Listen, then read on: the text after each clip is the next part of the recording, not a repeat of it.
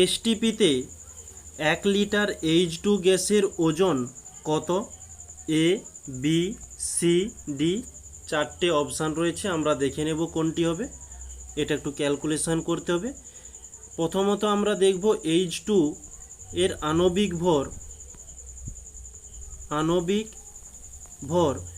H এর জন্য 1, আর দুটো H রয়েছে তাই 2 দিয়ে গুণ দিলাম, তাহলে চলে এলো 2। বলছে এসটিপিতে, তাহলে আমরা এখানে বলতে পারি যে এসটিপিতে 22.4 লিটার H2 গ্যাসের ওজন 2 গ্রাম। তাহলে এসটিপিতে বলেছে 1 লিটার H2 গ্যাসের ওজন হয়ে যাবে 2/22.4 ইন্টু 1।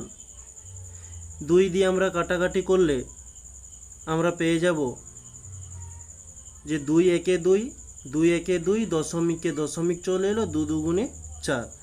এই পয়েন্টটাকে তুলে দিলে উপরে 10 আসবে, কারণ দশমিকের পর একটি সংখ্যা রয়েছে, তাই একের পিঠে একটি শূন্য দিলাম।